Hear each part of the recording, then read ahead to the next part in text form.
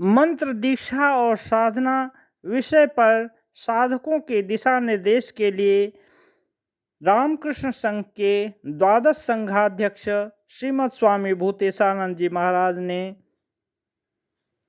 प्रवचन किए हैं, उसका यह प्रथम अंश है। दीक्षा शब्द का अर्थ है कुछ आरंभ करने का संकल्प या व्रत लेना। इसीलिए अंग्रेजी में इसे इनिशिएशन कहते हैं, जिसका अर्थ है आरंभ या शुरुआत करना या किसी व्यक्ति को किसी निश्चित पथ या दिशा की ओर यात्रा करने के लिए तैयार करना। दीक्षा के उद्देश्य भिन्न भिन्न हो सकते हैं और इसकी पद्धतियां भी विविध हो सकती हैं। यथा शास्त्रों में यज्ञ दीक्षा का उल्लेख मिलता है, जिसका अर्थ है कुछ पाने के उद्देश्य से किसी विशेष यज्ञ का अनुष्ठान करने का व्रत लेना। मंत्र दीक्षा का अर्थ है किसी व्यक्ति को किसी मंत्र का जप करने में व्रती बनाना। और यहाँ हम लोग अपना ध्यान इसी विषय पर केंद्रित करेंगे। मंत्र और दीक्षा। मंत्र क्या है?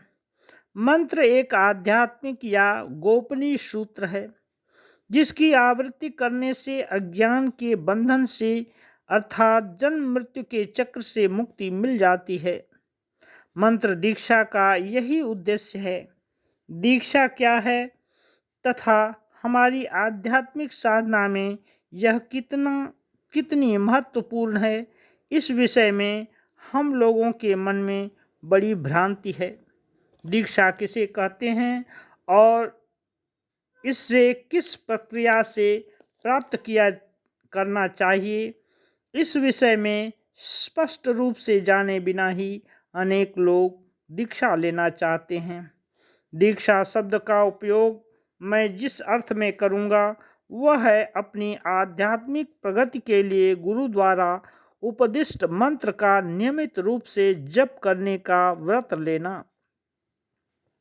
संस्कृत में मंत्र शब्द की व्याख्या के रूप में कहा गया है, मननात् त्रायते इति मंत्रः, अर्थात मंत्र उसे कहते हैं जिस पर चिंतन करने से व्यक्ति जन्म मृत्यु के चक्र से, भवसागर से, माया के संसार से मुक्त हो जाता है।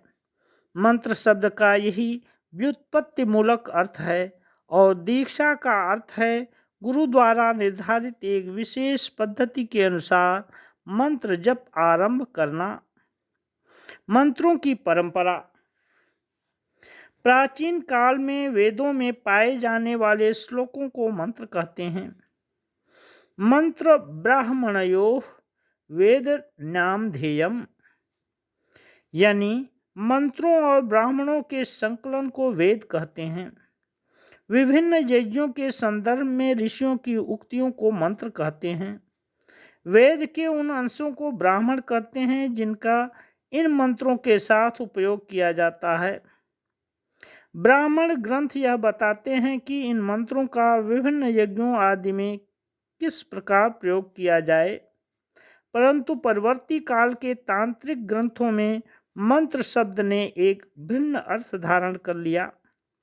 तांत्रिक साहित्य में मंत्र का अर्थ है शब्दों द्वारा निर्मित एक विशेष तथा गोपनीय सूत्र, जो ईश्वर के किसी विशेष रूप से जुड़ा हो। ऐसी भाषा में रचित होते हैं जो सामान्य लोगों द्वारा समझी नहीं जा सकती। तांत्रिक मंत्र अत्यंत छोटे अक्षरों से मिलकर बने होते हैं तथा रहस्यमय प्रतीत होते हैं। ये ईश्वर के कुछ विशेष पहलुओं के द्योतक होते हैं। ऐसी मान्यता है कि वैदिक या तांत्रिक मंत्र अपौरुषेय हैं, अर्थात मनुष्यों द्वारा रचित नहीं हैं। कहते हैं कि वे गुरु शिष्य की अटूट परंपरा के माध्यम से प्राप्त हुए हैं। वेद और तंत्र दोनों कहते हैं कि मंत्र अनादि हैं। वेद कहते हैं कि मंत्र ऋषियों के समक्ष प्रकट हुए और तंत्र के मतानुसार मंत्र पार्वती के प्रश्नों के उत्तर में कही गई शिव की उक्तियां हैं। पार्वती जी ने प्रश्न किए और शिव जी ने इनके द्वारा समाधान किया। तांत्रिक अर्थों में मंत्र एक गोपनीय सूत्र है जो ईश्वर के किसी विशेष रूप की प्रतीकात्मक प्रस्तुति है।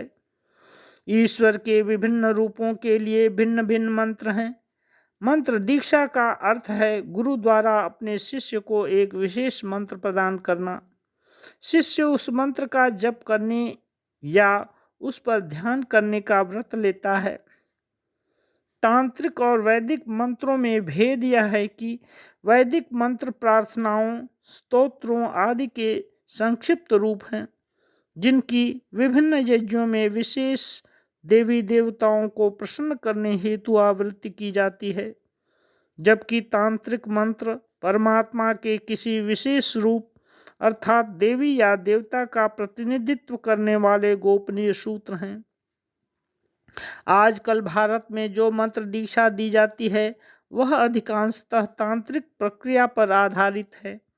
वैदिक युग में भी दीक्षा होती थी जिसकी कुछ परंपराएं आज भी विद्यमान हैं।